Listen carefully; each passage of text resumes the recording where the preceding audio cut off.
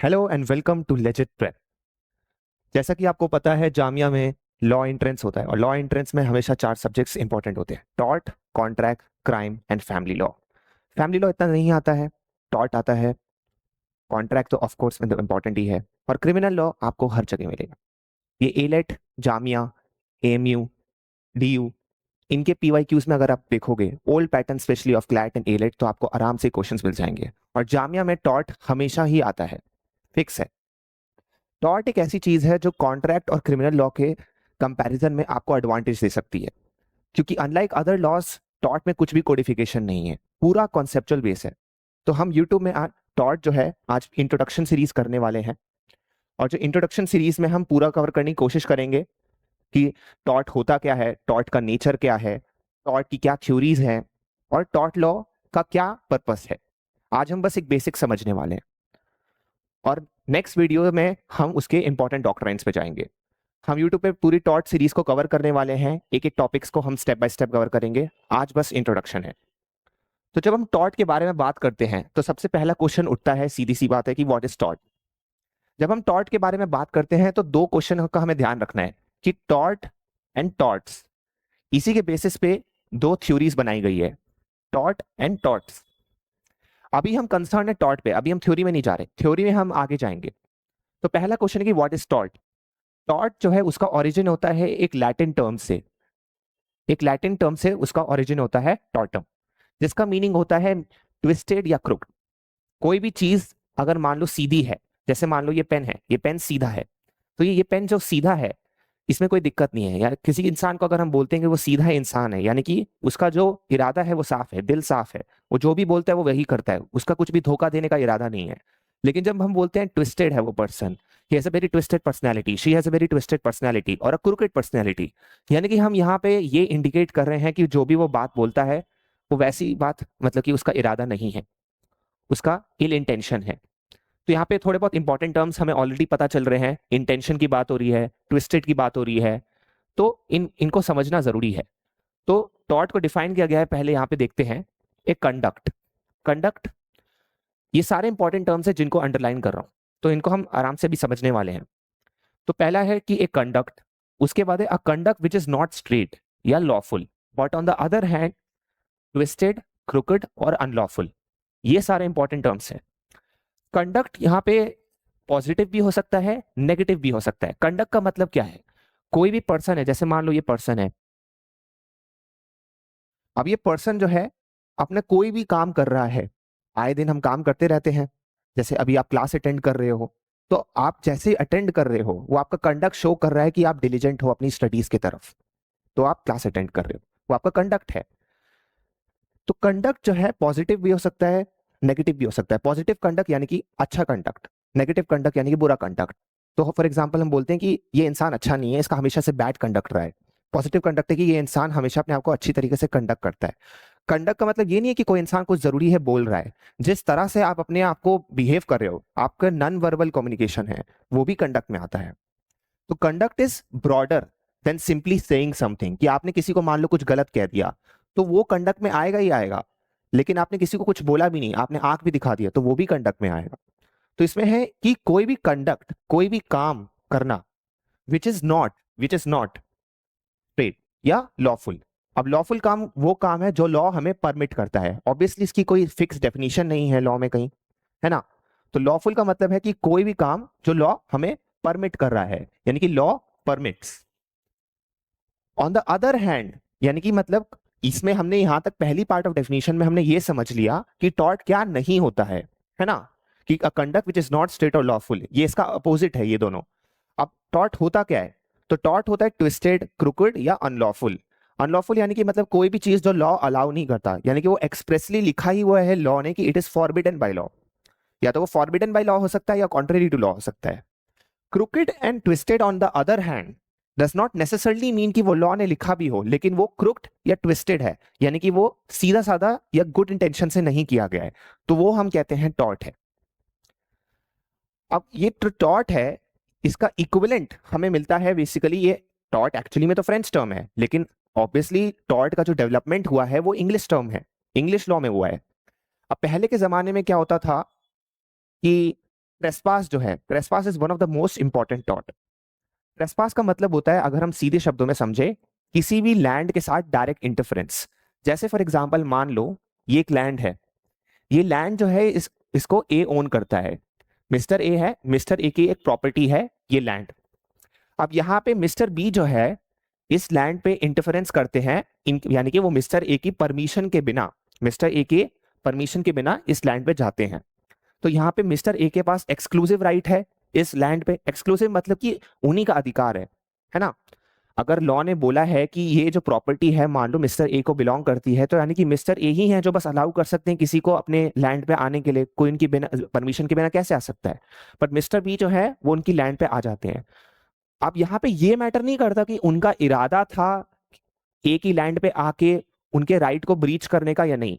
Matter ये करता है कि उन्होंने गलत काम किया है, उनके पास ए की परमिशन नहीं थी और उन्होंने ए की लैंड पे आ गए, यानी कि उन्होंने यहाँ पे क्या कर दिया, एक डायरेक्ट इंटरफेरेंस कर दिया, क्योंकि वो वहां पे स्टेप इन करके, तो यानी कि डायरेक्ट इंटरफेरेंस हुआ है, और उसको हम कहते हैं ट्रेसपास। तो यही ट्रेसपास से हमारा टॉर्ट का पूरा इवोल्यूशन स्टार्ट होता है। पहले जो टॉर्ट था कुछ रिकॉग्नाइज नहीं था, क्योंकि जैसे कि मैंने पहले बोला टॉर्ट का कोई कोडिफिकेशन है ही नहीं। तो टॉर्ट का यहाँ से हमारा इवोल्यूशन स्टार्ट होता है। धीरे धीरे जो इंग्लिश लॉ में किंग्स होते हैं वो रिकॉग्नाइज करने लगते हैं कि जरूरत है कि हर चीज में हम कोडिफाई क्रिमिनल लॉ या पीनल सैंक्शन जो क्रिमिनल लॉ में दिया हुआ है वो तो नहीं लगा सकते। अब मान लो किसी ने किसी जमीन के साथ दखल अंदाजी कर दी, परमिशन नहीं थी, तो उसके लिए उसको फांसी पे तो नहीं चढ़ा दोगे ना, या उसको एकदम जेल तो नहीं भेज दोगे। तो क्या हो सकता है उसके लिए रेमेडी, तो वहीं से हमारा टॉर्ट लॉ की शुरुआत होती है।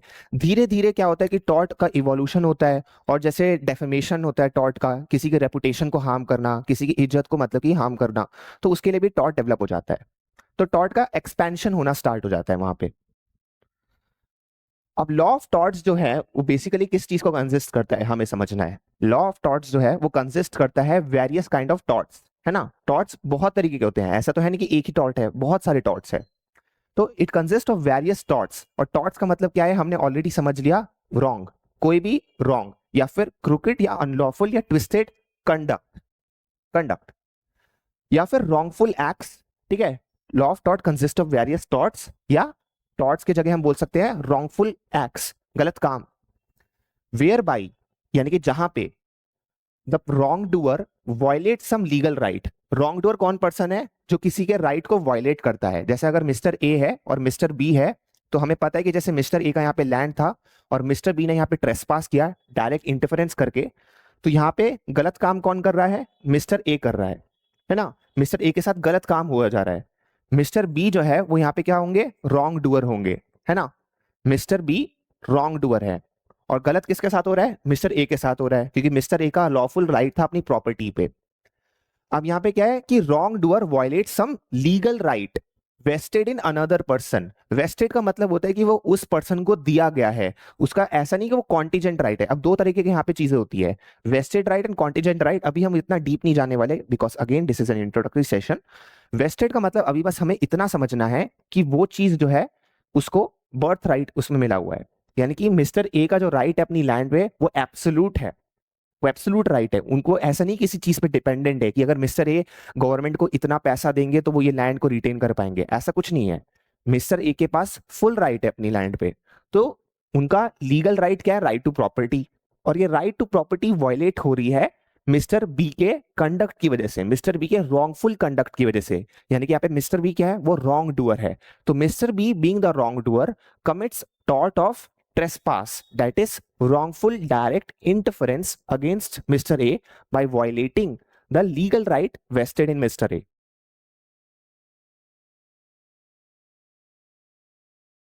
अब उसके बाद आता है कि टॉर्ट जो है उसके एसेंशियल्स क्या होते हैं। तो टॉर्ट के बेसिक एसेंशियल्स हमें समझने के लिए सबसे अच्छी डेफिनेशन जॉन सैलमन ने दिया हुआ है। तो ये एक ज्यूरिस्ट थे सैलमन जो है, सैलमन एंड विनफील्ड, इनकी हम थ्योरीज अभी आगे देखेंगे। तो टॉर्ट प्राइमरली जो होता है एक सिविल रॉन्ग होता है। अब हमेशा जब हम बात करते हैं लॉस के बारे में तो दो चीजें होती है, civil law, criminal law. Civil law वो लॉ होता है जहां पे सिविल प्रोसीडिंग्स इंस्टीट्यूट होती है, और क्रिमिनल लॉ वो होता है जहां पे क्रिमिनल प्रोसीडिंग्स इंस्टीट्यूट होती है।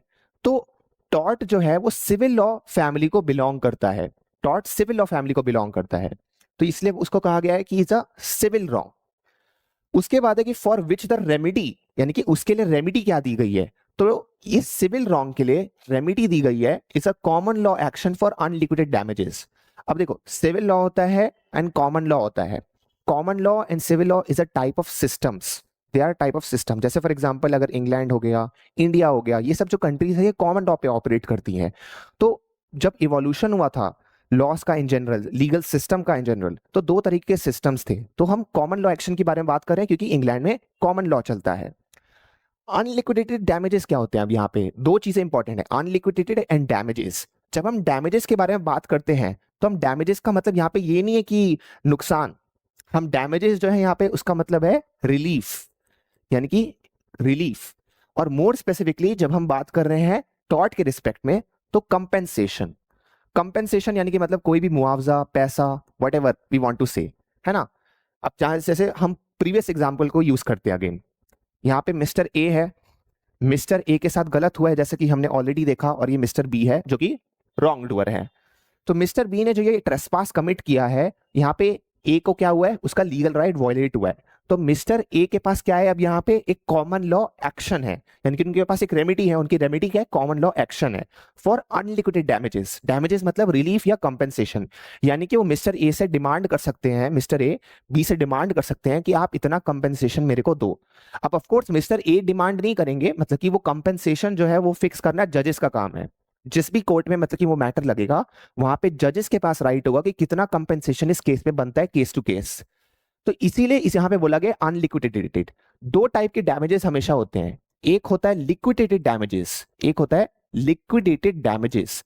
लिक्विडेटेड डैमेजेस मतलब वो डैमेजेस होते हैं जो फिक्स्ड होते हैं, यानी कि वहां आपको फिगर आउट नहीं करना पड़ता, जजेस को फिगर आउट नहीं करना पड़ता कि कितना पैसा देना है। जैसे फॉर एग्जांपल मान लो कॉन्ट्रैक्ट है, ए एंड बी है, इन दोनों ने आपस में कॉन्ट्रैक्ट किया कि मैं आपको रेडियो 500 रुपए में दूंगा और आप मेरे को 500 रुपए उसके बदले दूंगा, सिंपल कॉन्ट्रैक्ट है।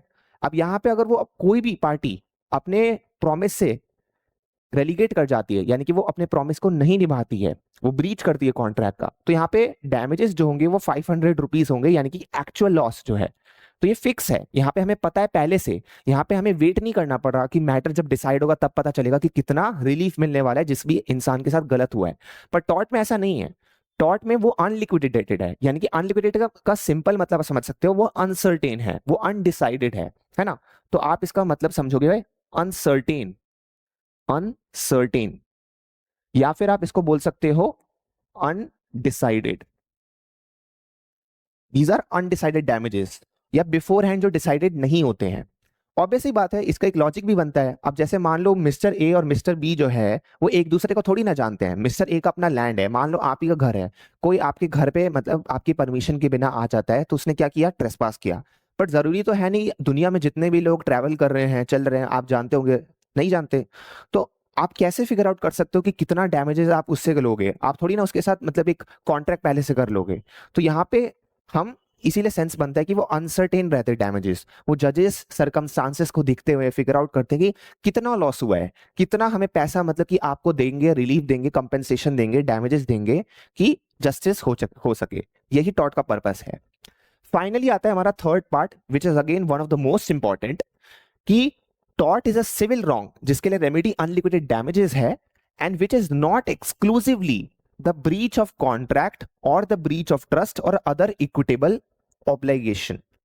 तो यहां पे दो चीजें इंपॉर्टेंट है, ये जो है बस मिसलेनियस मान सकते हैं हम, इतना इंपॉर्टेंट नहीं है जितना ये इंपॉर्टेंट है, ब्रीच ऑफ कॉन्ट्रैक्ट या ब्रीच ऑफ ट्रस्ट। अब सिविल रॉन्ग में ऐसा नहीं है सिर्फ टॉर्ट ही आता है, सिविल रॉन्ग में बहुत सारे लॉज आते हैं। जैसे क्रिमिनल लॉ में बहुत सारे लॉज आते हैं। जैसे क्रिमिनल लॉ में अगर अभी हम देखेंगे, जो पहले आईपीसी था, सीआरपीसी था, एविडेंस था, अब वो क्या हो गया है, बीएसए हो गया है, बीएनएसएस हो गया है, राइट, और बीएनएस हो गया है।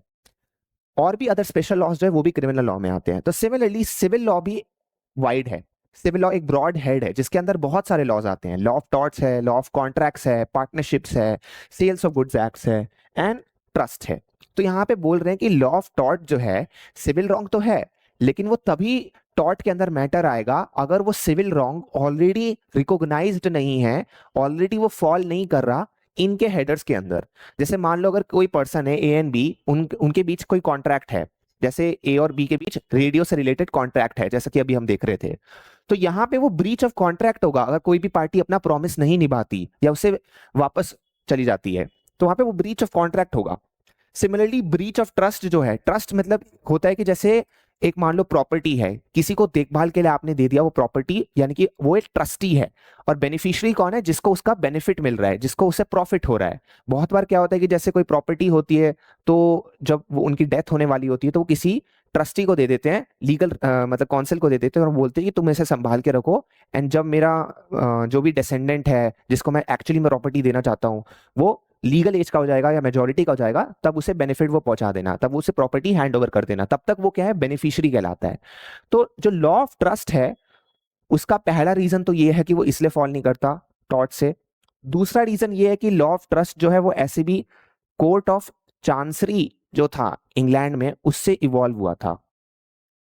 तो उसकी वजह से कोर्ट ऑफ चांसरी में क्योंकि इवॉल्व हुआ, और बाकी जो लॉस थे सिविल रॉन्ग्स वो कॉमन लॉ कोर्ट में हुए। ये आपको इतना इंपॉर्टेंट नहीं है, बस ये एक छोटी सी हिस्टोरिकल इंसिडेंट है, तो उसकी वजह से ये डिफरेंट है। तो टॉर्ट में हमेशा आपको ये नहीं देखना है कि सिर्फ सिविल रॉन्ग है। सिंपल इससे मैक्सिम ये निकलता है कि सारे सिविल रॉन्ग टॉर्ट नहीं होते, but every tort is a civil wrong. तो आपको जब भी टॉर्ट को फिगर आउट करना है कि क्या ये चीज टॉर्ट है या नहीं, तो आपको तीन चीज देखनी होती है। पहली चीज कि ये सिविल रॉन्ग है या नहीं, क्योंकि अगर क्रिमिनल रॉन्ग है तब तो मतलब मैटर एकदम आउटसाइड ही हो गया स्कोप। दूसरी चीज ये कि क्या इसके लिए अनलिक्विडेड डैमेजेस है या नहीं, बिकॉज कॉन्ट्रैक्ट में डैमेजेस जो होते हैं वो लिक्विडेटेड होते हैं, वो पता होते हैं हमें। सिमिलरली ट्रस्ट में मोर और लेस पता होते हैं, या उसके अदर मेयरली इक्विटेबल ऑब्लिगेशन, यानी कि उसी के जैसा। इक्विटेबल ऑब्लिगेशन मतलब जैसे कि उसी के जैसा कोई भी मान लो इक्विटी, इक्विटी यानी कि मतलब जैसे इक्वालिटी होती है, इक्विटी होती है। तो इक्विटी होता है कि सबके लिए मतलब बराबर इंश्योर करना, इक्वालिटी होगी सबको बराबर देना।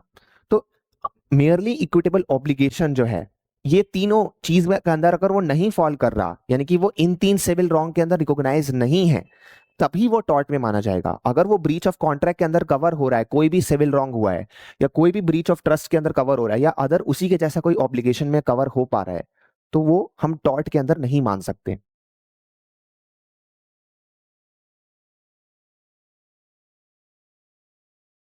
अब आता है कि थ्योरीज ऑफ टॉर्ट। तो थ्योरीज ऑफ टॉर्ट के बारे में जब हम बात करते हैं तो हमारे दो मेन फिगर्स हैं यहाँ पे। एक है जॉन सैलमन और दूसरे है विनफील्ड। ये है हमारे जॉन सैलमन। सैलमन का नाम बहुत बार आप सुनोगे जब आप लॉ स्कूल में जाओगे। तो इन दोनों का काफी डिफरेंस हुआ कि टॉर्ट जो है, जैसे कि मैंने बताया, धीरे धीरे इवॉल्व हुआ। 500 ईयर्स लगे टॉर्ट को इवॉल्व होने में, जो आप आज देख रहे हो। तो इन दोनों के बीच एक थ्योरेटिकल डिफरेंस हुआ, जिसमें दोनों का व्यूज था कि टॉर्ट जो है वो टॉर्ट्स होना चाहिए या टॉर्ट होना चाहिए। अब आपको लग रहा होगा कि अरे यार इसमें इतना कौन सी बड़ी बात है, लाइक टॉर्ट्स है हो या टॉर्ट हो, क्या ही फर्क पड़ता है? नॉल फर्क पड़ता है। फर्क इसलिए पड़ता है बिकॉज अगर कोई टॉर्ट या टॉर्ट्स बोलते हैं तो उसका मीनिंग बदल जाता है, उसका इम्प्लीकेशन डिफरेंट हो जाता है। जैसे ग्रोइंग ट्री थ्योरी जो है वो विनफील्ड ने दी, जो कि एक्सपेंसिव स्कोप है जिसका, और जो पिजन होल थ्योरी है वो सैलमन ने दी। तो यहाँ पे जॉन सैलमन कहते हैं कि जितने भी टॉर्ट होते हैं वो सारे के सारे एक लिमिटेड स्कोप में होते हैं। जैसे फॉर एग्जांपल, इसे हम सिंपल एक अंडरस्टैंडिंग से समझेंगे। विनफील्ड का कहना है, विनफील्ड कहते हैं कि कितने भी रॉन्ग्स हो वो टॉर्ट के अंदर फॉल कर सकते हैं अगर वो नहीं भी रिकॉग्नाइज्ड है। जैसे मान लो कोई लॉ है, उस लॉ ने बोल दिया कि 5-6 ऑफेंसेस ऐसे होते हैं, तो कोई मान लो 7वां रॉन्ग हो गया जो कि लॉ ने रिकॉग्नाइज नहीं किया है, तो विनफील्ड कहते हैं वो भी टॉर्ट में आ सकता है, कोई दिक्कत नहीं है। बट सैलमंड कहते हैं यहीं पे कि एक रेस्ट्रिक्टेड स्कोप है इसका, एक पिजन होल है। तो यानी कि आप कितना भी टॉर्ट नहीं बना सकते हो, एक certain level of pigeon holes है। जैसे मान लो ये बॉक्स है, टोटल 6 बॉक्स अगर एग्जिस्ट कर रहे हैं, तो बोलते हैं कि ये 6 बॉक्स ही, इसी के अंदर को कोई रॉन्ग अगर फिट बैठ रहा है, कोई नया वो रॉन्ग मान लो हो गया, जैसे अगर 6 टॉर्ट रिकॉग्नाइज्ड है और कोई रॉन्ग अभी हुआ है जिसके बारे में क्वेश्चन उठ रहा है कि ये टॉर्ट के अंदर फॉल कर सकता है या नहीं कर सकता है, तो अगर ये इन 6 में से किसी से भी सिमिलैरिटी इसकी मिल रही है, तभी हम उसे मान सकते हैं कि वो फिट बैठ रहा है, तभी हम उसे टॉर्ट कह सकते हैं। जबकि विनफील्ड की क्या है, ग्रोइंग ट्री थ्योरी है। तो ग्रोइंग ट्री थ्योरी कहती है कि ग्रोइंग ट्री मतलब क्या है, एक ट्री जो है हमेशा ग्रो करते रहता है, उसमें हमेशा उसके ब्रांचेस ग्रो करते रहते हैं, यानी कि एक्सपेंशन का स्कोप होता है। जैसे रेस्ट्रिक्टेड इंटरप्रिटेशन, एक्सपेंसिव इंटरप्रिटेशन। तो बोलते हैं कि टॉर्ट कितने भी हो सकते हैं, उसका कोई लिमिट नहीं है। एंड में इन दोनों को रिकॉन्साइल किया गया है। सैलमंड की थ्योरी अब ज्यादा मानी जाती है ऑब्वियसली, बट एंड में इनको रिकॉन्साइल किया गया है और फाइनली बोला गया है कि देखो, दोनों ही थ्योरी आप एक दूसरे के लिए कॉम्प्लीमेंट्री है। अगर हम मान लो टॉर्ट का इवोल्यूशन देखें, हिस्टोरिकल इवोल्यूशन देखें, तो ऑब्वियस सी बात है कि बहुत ज्यादा डेवलपमेंट हुआ है। पहले स्ट्रिक्ट लाइबिलिटी था, फिर इंडियन केसेस में एब्सोल्यूट लाइबिलिटी आया, तो यानी कि टॉर्ट एक्सपैंड तो हुआ है, लेकिन एक लिमिटेड सेंस में एक्सपैंड हुआ है, ऐसा नहीं कि इन्फिनिटली एक्सपैंड हो गया है। तो pigeon whole theory and Winfield की जो थ्योरी है, ये दोनों ही जॉन सैलमन एंड विनफील्ड की थ्योरी एक दूसरे को कॉम्प्लीमेंट करती है, कॉन्ट्राडिक्ट नहीं करती। बस इनका नजरिया अलग है, इनका अप्रोच अलग है। अब आता है नेचर ऑफ टॉर्ट। तो जैसे कि मैंने बोला, every tort is a civil wrong, but every civil wrong is not a tort. क्यों? क्योंकि सिविल रॉन्ग में कॉन्ट्रैक्ट भी आता है, ट्रस्ट भी आता है, एंड अदर लॉस भी आते हैं। तो tort is a civil wrong. It is also compoundable between the tort feasor, the person who commits the tort, and the plaintiff, the one who suffers due to tort. अब यहाँ पे दो important terms आ गए, tort feasor and plaintiff. Plaintiff के साथ आपको एक और चीज का ध्यान रखना होगा कि प्लेंटिफ का मतलब हिंदी में अगर हम सिंपली मीनिंग देखें तो क्या है? पीड़ित। पीड़ित। तो जिसके साथ गलत हुआ है, जिसने याचिका डाली है, जिसने पिटीशन फाइल किया है, जिसने मतलब कि सूट फाइल किया है कि मेरे साथ गलत हुआ है तो मेरे को जस्टिस चाहिए, वो प्लेंटिफ कहलाता है। प्लेंट डाली है उसने, सिंपल सी बात है। और टॉर्ट फीजर एक वो पर्सन है जिसने टॉर्ट को कमिट किया है। टॉर्ट को कमिट किया यानी कि उसने गलत काम किया है। The person who commits the wrong, the person who commits the tort, actionable wrong. अब टॉर्ट एक सिविल रॉन्ग है। अब यहां पे देखो एक वर्ड यूज किया गया, compoundable. Compoundable between the tort feasor and the plaintiff, the one who suffers due to tort. तो यानी कि प्लेंटिव यानी कि जिसके साथ गलत हुआ है, और टॉर्ट फीसर जिसने गलत किया है, इनके बीच टॉर्ट जो है कंपाउंडेबल होता है। कंपाउंडेबल का मतलब क्या होता है? कंपाउंडेबल का मतलब ये होता है कि जिस भी चीज का समझौता हो सकता है। जैसे फॉर एग्जांपल मान लो, वही हम ट्रेसपास वाला एग्जांपल लेंगे, मिस्टर ए है और मिस्टर बी है। अब मिस्टर बी ने ट्रेसपास कर दिया मिस्टर ए के लैंड पे, उन्होंने गलत काम किया है। मिस्टर बी यहाँ पे टॉर्ट फीजर है, मिस्टर ए यहाँ पे क्या है? प्लेंटिफ है, उनके साथ गलत हुआ है, he has suffered the damage, तो he will get unliquidated damages normally. But यहाँ पे पॉसिबल है कि बिना कोर्ट जाए भी ये लोग आपस में समझौता कर सकते हैं। जरूरी नहीं है कि कोर्ट जाना है। वो बोल देगा कि चलो ठीक है यार, पहली बार हुआ है, मैं तुम्हें माफ करता हूँ, कोई नहीं, अगली बार से ध्यान रखना कि मेरी लाइन पे तुम ये नहीं आओगे। उनकी मर्जी है, वो माफ कर सकते हैं, क्योंकि ये छोटी सी चीज है। टॉर्ट का पूरा पर्पस ही बनाया गया है इसलिए कि ये बहुत ही स्मॉल स्मॉल रिलीफ देता है। ऐसे नहीं एकदम बिग रिलीफ मतलब लाइक जनरली मिलती है। अब कुछ कुछ टॉर्ट्स होते हैं जहाँ पे बिग एक्शंस होते हैं, बट वो क्रिमिनल प्रोसीडिंग्स में जनरली कन्वर्ट हो जाती हैं।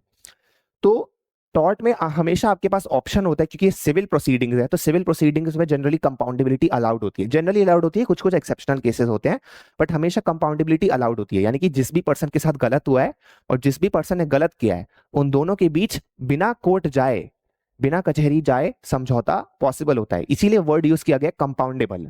और जो क्रिमिनल लॉ होता है वहां पे नॉन कंपाउंडेबल होता है वो। यानी कि अगर मान लो किसी ने किसी का मर्डर कर दिया, तो ऐसा नहीं है कि जो जिसका मर्डर हो गया उसकी फैमिली जो है मर्डरर के साथ समझौता कर सकती है कि नहीं चलो ठीक है, आपने मर्डर कर दिया तो आप हमें इतने पैसे दे दो, या हमने आपको माफ कर दिया। ये नहीं, क्योंकि वहां पे स्टेट पार्टी होती है, गलत सोसाइटी का अगेंस्ट होता है, तो वहां पे नॉन कंपाउंडेबल होता है वो, वहां पे समझौता पॉसिबल नहीं है। But civil proceedings, civil wrongs में कंपाउंडेबिलिटी होती है। तो टॉर्ट सिविल रॉन्ग है, and because tort is a civil wrong, तो वहां पे कंपाउंडेबिलिटी प्लेंटिफ और टॉर्ट फीसर के बीच हो सकती है। टॉर्ट फीसर को जो है हम एक अदर टर्म से भी बोल सकते हैं। जैसे प्लेंटिफ का जो काउंटर पार्ट होता है, हम कह सकते हैं इसको डिफेंडेंट। डिफेंडेंट। अब डिफेंडेंट क्यों बोल रहे हैं हम? प्लेंटिफ वो पर्सन है जिसने सफर किया है, तो डिफेंडेंट वो पर्सन है जो अपने आप को इल्जाम के अगेंस्ट डिफेंड कर रहा है कि नहीं मैंने गलत नहीं किया है। ये जो एलेज कर रहे हैं प्लेंटिफ कि मैंने इनको रॉन्ग किया है, मैंने नहीं किया है, यानी कि वो क्या कर रहा है अपने आप को कोर्ट के सामने वो डिफेंड कर रहा है, इसीलिए उसको हम कहते हैं डिफेंडेंट। तो टॉर्ट फीजर एंड डिफेंडेंट जो है वो इंटरचेंजेबल टर्म्स है। यानी कि अगर मान लो आपने कभी क्वेश्चन को देखा पीवाईक्यूज में, जैसे फॉर एग्जांपल अब देखोगे, तो हो सकता है कि टॉर्ट फीजर लिखा हो या डिफेंडेंट लिखा हो, दोनों का मतलब सेम ही है, कोई अलग नहीं है। क्योंकि जो टॉर्ट फीजर है उसने गलत काम किया है, जो डिफेंडेंट है उस पर ऊपर एलिगेशन लगाया गया है कि उसने गलत काम किया है। दोनों ही आप अपने आप को डिफेंड कर रहे होते हैं। और प्लेंटिफ हमेशा वही पर्सन होता है जिसके साथ गलत हुआ है, जिसके अगेंस्ट टॉर्ट कमिट हुआ है, जिसके अगेंस्ट रॉन्ग हुआ है। तो tort is compoundable because of civil, because it's a civil wrong.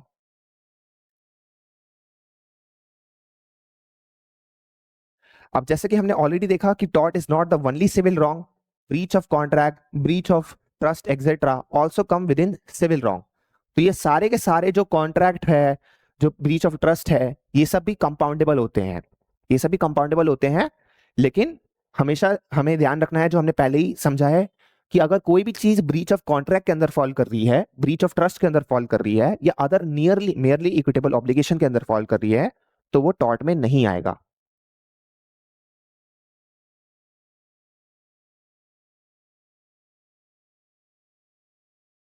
अब हम कुछ थोड़े डिफरेंसेस को देखेंगे कि टॉर्ट एंड क्राइम के बीच क्या डिफरेंस होता है, टॉर्ट एंड कॉन्ट्रैक्ट के बीच क्या डिफरेंस होता है, बिकॉज जितना हम डिफरेंसेस को समझेंगे उतना ही हमें आगे जाके क्लैरिटी होगी। बेसिक्स को समझना जरूरी है। क्रिमिनल प्रोसीड जब हम लॉ ऑफ क्राइम्स पढ़ेंगे उसके लिए भी, लॉ ऑफ कॉन्ट्रैक्ट्स पढ़ेंगे उसके लिए भी, बट अभी हम लॉ ऑफ टॉर्ट्स पढ़ रहे हैं तो उसके लिए समझना जरूरी है कि क्राइम और टॉर्ट में एग्जैक्टली डिस्टिंक्शन क्या है। सिर्फ बोलने के लिए डिस्टिंक्शन नहीं है, काफी डिस्टिंक्शंस है। तो पहला डिस्टिंक्शन है कि टॉर्ट जो है वो सिविल रॉन्ग है, यानी कि it is against the private party, और क्राइम जो है वो क्रिमिनल रॉन्ग है, यानी कि इट्स अगेंस्ट सोसाइटी, जैसा कि मैंने अभी बोला। कंपाउंडेबिलिटी क्यों नहीं हो सकती? बिकॉज जो सिविल रॉन्ग है वो एक पर्सन के अगेंस्ट होता है। जैसे मान लो ए की जो लैंड है, मिस्टर बी ने जो ट्रेसपास किया है, वो मिस्टर बी ने गलत किसके खिलाफ किया है? मिस्टर ए के खिलाफ किया है। लेकिन जब क्रिमिनल रॉन्ग होता है, मर्डर हो गया, रॉबरी हो गई, कुछ भी हो गया, जैसे जो क्रिमिनल रॉन्ग्स होते हैं, वहां पे ये नहीं माना जाता कि सिर्फ आपके साथ चोरी हुई है या आपका मर्डर हुआ है। ऐसा नहीं माना जाता। वहां पे हमेशा ये माना जाता है कि पूरी सोसाइटी के जो मॉरल वैल्यूज है, पूरा सोशल फैब्रिक है, उसको चोट पहुंचाई गई है, उसको इंजरी पहुंचाई गई है।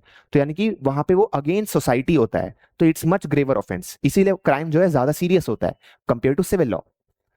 फिर आते हैं कि कंपेंसेशन या डैमेजेस। तो टॉर्ट में जो रेमेडी होती है वो क्या मिलती है? कंपेंसेशन मिलते हैं, अनलिक्विडेटेड डैमेजेस मिलते हैं, है ना। वहां पे रेमेडी यही होती है, ट्रिवियल होते हैं। क्राइम में जो है पनिशमेंट या फाइन होता है।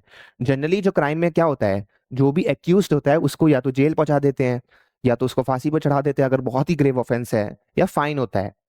कुछ कुछ स्पेसिफिक केसेस होते हैं, जैसे एसिड अटैक विक्टिम्स हो गए फॉर एग्जांपल, वहां पे मतलब प्रोविजन होता है कंपेंसेशन का। But in general criminal law में जो फोकस होता है वो होता है कि जो भी एक्यूज्ड है, जिसने गलत काम किया है, क्रिमिनल है, उसको पनिश किया जाए। वहां पे विक्टिम को रिलीफ पहुंचे वो मेन ऑब्जेक्ट नहीं होता। वहां पे जस्टिस मतलब जो होता है वो मेन ऑब्जेक्ट होता है, कि सोसाइटी के साथ सही होना चाहिए, तो उसके लिए पनिशमेंट देना जरूरी है। फिर आते हैं अनलिक्विडेटेड डैमेजेस। तो टॉर्ट जो है वहां पे हमेशा डैमेजेस जो होते हैं वो अनलिक्विडेटेड डैमेज होते हैं, है ना। अनलिक्विडेट होते हैं यानी कि अनसर्टेन होते हैं। सिमिलरली क्राइम जो है वहां पे भी अनलिक्विडेटेड है डैमेजेस। क्राइम में भी जिन स्पेसिफिक केसेस में, एक्सेप्शनल मतलब केसेस में, जैसे एसिड अटैक विक्टिम्स है एक्सेट्रा एंड ऑल, कभी कभार फिक्स रहता है, कभी कभार नहीं भी फिक्स रहता है। जनरली क्राइम में तो मिलता ही नहीं है डैमेजेस। डैमेजेस विक्टिम को बहुत रेयरली मिलता है। अभी उसके रिगार्डिंग थ्योरी चल रही है, बट मिलता नहीं है, और जब मिलता भी है तो वो अनलिक्विडेटेड होता है, सर्टेन नहीं होता है मोस्ट केसेस में, कुछ कुछ केसेस में ही बहुत सर्टेन होता है। फिर आता है कि टॉर्ट जो है वो सूट कौन करता है? तो एक प्राइवेट पार्टी सूट करती है।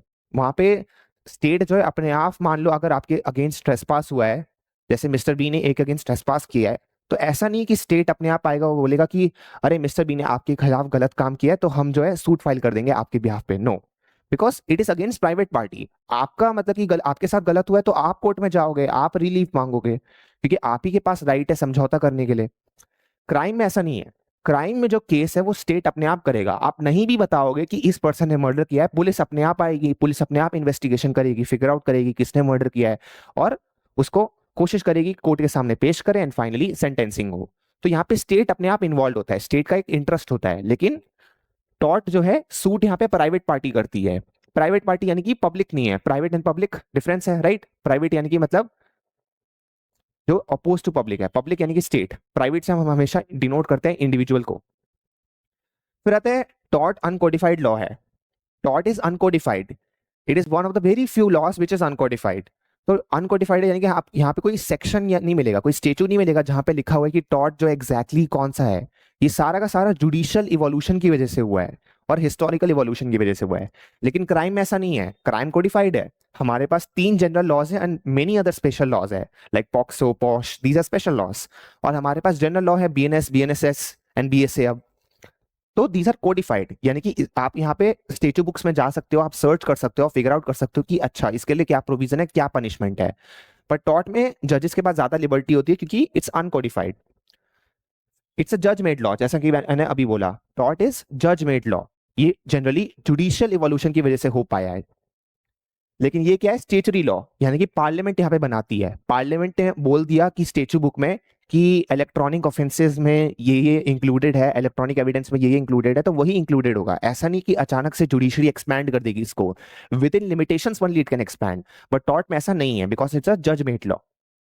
फिर आता है कि intention is irrelevant. Intention is irrelevant in tort. Tort में बस इतना मैटर करता है कि आपका काम गलत है या नहीं, रॉन्ग है या नहीं, ट्विस्टेड है या नहीं, बस वही चीज मैटर करती है। Intention is not relevant, only the wrong is relevant, कि सिविल रॉन्ग आपने किया है या नहीं किया है। वो सिविल रॉन्ग क्या ब्रीच ऑफ कॉन्ट्रैक्ट, ट्रस्ट या अदर मेरली इक्विटेबल के अंदर फॉल कर रहा है या नहीं कर रहा है। लेकिन क्राइम में intention is very important. There are few criminal wrongs, criminal offences जहां पे इंटेंशन नहीं मैटर करता, उनको हम स्ट्रिक्ट लाइबिलिटी ऑफेंसेस कहते हैं, but in general intention is important. In general intention is important. अब आता है tort and contract. Tort and contract, तो जब हम टॉर्ट एंड कॉन्ट्रैक्ट के बारे में बात करते हैं तो पहला आता है कि टॉर्ट जो है एंड कॉन्ट्रैक्ट जो है दोनों ही सिविल रॉन्ग है, आपको ये समझना जरूरी है। अभी हम देख रहे थे टॉर्ट एंड क्रिमिनल लॉ में डिफरेंस, अब हम देख रहे हैं टॉर्ट एंड कॉन्ट्रैक्ट, ये दोनों ही सिविल लॉ है। तो टॉर्ट जो है वो एक सिविल रॉन्ग है अगेंस्ट प्राइवेट पार्टी, यानी कि यहाँ पे सूट प्राइवेट पार्टी करती है, और जो कॉन्ट्रैक्ट है यहाँ पे भी private party in suit by private party करती है, बिकॉज ये दोनों ही सिविल रॉन्ग है और दोनों ही इंडिविजुअल के अगेंस्ट होता है। कॉन्ट्रैक्ट कौन करते हैं? स्पेसिफिक पर्सन करते हैं। यानी कि मान लो एक इंडिविजुअल दूसरे इंडिविजुअल से कॉन्ट्रैक्ट कर रहा है कि ए बोलता है बी को मैं तुम्हें रेडियो दूंगा, तुम मेरे को 500 रुपए दे देना उसके बदले। तो वो कॉन्ट्रैक्ट है उनके बीच एक एग्रीमेंट हुआ है जो कि इन्फोर्सेबल बाय लॉ है। एक प्रॉमिस उन्होंने किया है एक दूसरे को कि तुम्हारी ऑब्लिगेशन है मेरे को रेडियो देना और तुम्हारी ऑब्लिगेशन है मेरे को 500 रुपए उसके बदले देना। तो यहाँ पे जो है civil wrong against private party, suit private party, ये कॉमन रहता है, ये इस पॉइंट में कोई डिस्टिंक्शन नहीं है। डिफरेंस ये है कि कॉन्ट्रैक्ट में इट इज पॉसिबल कि companies can also contract, it is possible that companies can also contract, but tort में बहुत रेयर है कि मतलब कि कंपनीज जो है they can commit a tort. Very few specific types of tort can commit, but it's very general कि companies जो है, ऑर्गेनाइजेशंस जो है, मतलब जो आर्टिफिशियल एंटिटीज होती है, लीगल एंटिटीज होती है, जो कि नॉन नेचुरल एंटिटीज होती है, जो ह्यूमंस नहीं होती, वो भी कर सकती हैं कॉन्ट्रैक्ट में इंटर। फिर आता है टॉर्ट जो है वो violation of right in rem है। टॉर्ट क्या है? Violation of right in rem है, यानी कि it is available against the whole world. Right in rem मतलब it is available against the whole world. जैसे फॉर एग्जांपल यहाँ पे ए है, मिस्टर ए का जो लैंड है, यहाँ पे मिस्टर बी ट्रेसपास करे, सी करे, डी करे, ई करे, फर्क नहीं पड़ता। दुनिया में सारे लोग जो है उनके अगेंस्ट ए के पास राइट अवेलेबल है कि उसकी लैंड जो है वो ट्रेसपास नहीं कर सकते। तो it is a right available against the whole world, it is a right in rem. Right in personam क्या है कि वो एक पर्सनल राइट है आपके पास जो इन्फोर्सेबल है अगेंस्ट अ सर्टेन पर्सन। जैसे अगर मान लो ए है एंड बी है, अगर ए एंड बी के बीच कोई एग्रीमेंट हो रहा है किसी भी चीज के रिगार्डिंग, तो यहाँ पे जो ऑब्लिगेशन अराइज होगा वो ए एंड बी पे ही अराइज होगा। यानी कि ए जो है वो मिस्टर बी को ही स्यू कर सकते हैं एंड मिस्टर बी जो है वो ए को ही स्यू कर सकते हैं। तो मिस्टर ए के पास जो वो राइट है कॉन्ट्रैक्ट से जो अराइज हो रहा है वो सिर्फ बी के अगेंस्ट है, that is a right in पर्सनम। वो पर्सनल राइट है ए का अपना, ए के अलावा कोई भी बी को स्यू नहीं कर सकता। सिमिलरली बी के अलावा ए जो है किसी और को स्यू नहीं कर सकते, तो that is a right in personam. But यहाँ पे टॉर्ट में क्या है? वो राइट इन रेम है, it is available against the whole world. यहाँ पे एक ही जो लैंड है, कोई भी ट्रेसपास कर रहा है, उनका नेबर हो, कोई उनका कोई भी स्ट्रेंजर हो, डिफरेंट सिटी से हो या उन्हीं की सिटी से हो, वो मैटर नहीं करता। ये राइट जो उनकी प्रॉपर्टी पे है, it is available against the whole world, the right to not have his property trespassed against. फिर आते हैं अनलिक्विडेड डैमेजेस। तो जैसे कि मैंने बोला टॉर्ट की स्पेशलिटी यही है कि वो अनलिक्विडेड डैमेजेस होते हैं, इनकी it's uncertain unliquidated damages. But contract में लिक्विडेटेड डैमेजेस भी हो सकते हैं एंड अनलिक्विडेटेड डैमेजेस भी होते हैं। जनरली लिक्विडेटेड होते हैं because the best contracts are always certain. जितना आप एम्बिग्युइटी करोगे उतना ज्यादा आपको फालतू में सिविल लिटिगेशन में जाना पड़ेगा। तो हम ध्यान रखते हैं कि जो डैमेजेस है वो लिक्विडेटेड हो, फिक्स्ड हो। लिक्विडेटेड मतलब फिक्स्ड होना। अनलिक्विडेटेड डैमेजेस भी लेकिन कुछ कुछ केसेस में होते हैं। फॉर एग्जांपल मान लो अचानक से कॉन्ट्रैक्ट जो है वो ब्रीच हो गया, किसी की गलती की वजह से नहीं, but simply because circumstances arose. Like for example अचानक से दो कंट्रीज के बीच, दो कंट्रीज के सिटीजन है, उन्होंने आपस में कॉन्ट्रैक्ट किया। जैसे मान लो इंडिया है, चाइना है, इन दोनों ने आपस में कॉन्ट्रैक्ट किया, इन दोनों की सिटीजन है या कंपनीज ने, और अचानक से मतलब वॉर ब्रेकआउट हो गया। तो इस सिनारियो में जो है कोई भी हेल्प नहीं कर सकता कि अचानक से ऐसा कैसे हो गया। No party is at fault, no one could have expected such a situation. तो यहाँ पे वो अनलिक्विडेड डैमेजेस होंगे, जो भी डैमेजेस होंगे वो अनलिक्विडेड होंगे, वो अनसर्टेन होंगे, वो जजेस को फिगर आउट करना पड़ेगा।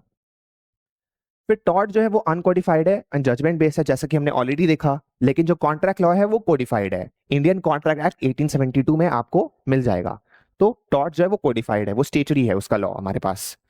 टॉर्ट में जो राइट्स एंड ड्यूटीज होती है वो इम्पोज्ड बाय लॉ है, यानी कि टॉर्ट में जितनी भी राइट्स एंड ड्यूटीज है, फॉर एग्जांपल कि आप किसी और की लैंड पे नहीं जाओगे उसकी परमिशन के बिना, यानी कि आप ट्रेसपास नहीं कमिट करोगे, या आप नेग्लिजेंस नहीं करोगे, आप किसी की रेपुटेशन को हार्म नहीं पहुंचाओगे, यानी कि आप टॉर्ट ऑफ डेफेमेशन नहीं करोगे, टॉर्ट ऑफ डिसीड, जितने भी टॉर्ट्स होते हैं। तो आप ये जो ऑब्लिगेशन अराइज हो रहे हैं, क्यों अराइज हो रहे हैं? क्योंकि जुडिशली ये रिकॉग्नाइज्ड है, जजमेंट लॉ है, लेकिन लॉ तो है ना, तो लॉ ने इम्पोज किया है ये। आप इंटर करो या ना करो किसी कॉन्ट्रैक्ट में, आप ये नहीं बोल सकते कि मैंने तो कॉन्ट्रैक्ट किया ही नहीं था मिस्टर ए के साथ, तो मैं कैसे ट्रेसपास नहीं कर सकता इनके अगेंस्ट, क्योंकि वो लॉ ने ऑब्लिगेशन इंपोज किया हुआ है आप पे। लेकिन कॉन्ट्रैक्ट में जितनी भी राइट्स एंड ड्यूटीज होती है आप खुद क्रिएट करते हो।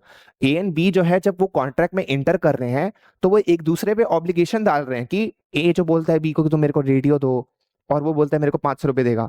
तो ये जो ऑब्लिगेशन अराइज हो रहा है, ऐसा तो नहीं बोला कि लॉ ने कि आप दोनों कॉन्ट्रैक्ट में इंटर करो, लॉ ने तो मैंडेट नहीं किया, कंपल्सन नहीं किया यहाँ पे, लेकिन उन्होंने अपनी मर्जी से यहाँ पे कॉन्ट्रैक्ट में इंटर किया है। तो यानी कि जो भी ऑब्लिगेशन अराइज हो रहे हैं यहाँ पे, उन्होंने अपनी मर्जी से क्रिएट किया है, उन्होंने सेल्फ क्रिएटेड यहाँ पे राइट्स एंड लाइबिलिटीज क्रिएट किया है। तो यहाँ पे राइट है एक पर्सन के लिए कि वो रेडियो रिसीव करेगा, दूसरे पर्सन के लिए वो पैसे रिसीव करेगा, एंड लाइबिलिटी क्या है कि रेडियो पहुंचाना एंड पैसे देना डिफरेंट पर्सन के लिए। तो जो भी राइट्स एंड ड्यूटीज है यहाँ पे वो डिटरमाइन बाय पार्टीज होती है।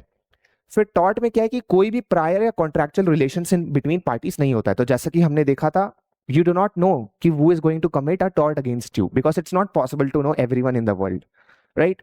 तो यहाँ पे कॉन्ट्रैक्ट नहीं होता बिफोर हैंड, इसीलिए अनलिक्विडेड डैमेजेस होते हैं।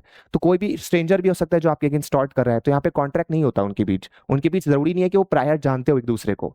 लेकिन कॉन्ट्रैक्ट में तो हमेशा आप जानते ही होगे ना एक बंदे को जिसके साथ आप कॉन्ट्रैक्ट कर रहे हो, आपको कैसे नहीं पता होगा कि आप किसके साथ डीलिंग कर रहे हो? तभी तो आप कॉन्ट्रैक्ट कर रहे हो, तभी तो आप उसके साथ एग्रीमेंट कर रहे हो। तो कॉन्ट्रैक्ट में हमेशा एक एग्जिस्टिंग प्रायर कॉन्ट्रैक्चुअल रिलेशंस होता है between parties. A and B जो है अगर उनका कॉन्ट्रैक्ट में वो दोनों इंटर करते हैं तो भले ही उनको पर्सनली नहीं पता हो, लेकिन अपने एजेंट्स के थ्रू जैसे भी उन्होंने कॉन्ट्रैक्ट में इंटर किया उनको पता होगा कुछ ना कुछ इन्फॉर्मेशन। लेकिन टॉर्ट में ये जरूरी नहीं है। फाइनली आता है कि डैमेजेस जो थ्रो टॉर्ट जो होते हैं वो टॉर्ट रॉन्ग होते हैं, ठीक है? और यहाँ पे जो डैमेजेस होते हैं वो ब्रीच ऑफ कॉन्ट्रैक्ट के थ्रू होते हैं। तो दिस इज जस्ट टॉटोलॉजी, इसमें कोई इतना डिफरेंस नहीं है, ये बस कहने के लिए डिफरेंस है कि यहाँ पे जो डैमेजेस आपको मिलते हैं टॉर्ट में, तो वो तब मिलते हैं जब कोई रॉन्ग कमिट होता है, और जो कॉन्ट्रैक्ट में मिलता है आपको डैमेजेस या रिलीफ जो मिलती है वो तब मिलती है जब कॉन्ट्रैक्ट का ब्रीच होता है। So that's all for today and all. अब हम नेक्स्ट वीडियो में जो है टॉर्ट को और एक्सपैंड करेंगे कि टॉर्ट के क्या एसेंशियल्स होते हैं और क्या injurious and damnum sine injuria होता है। All for more videos you can keep checking our channel. Thank you.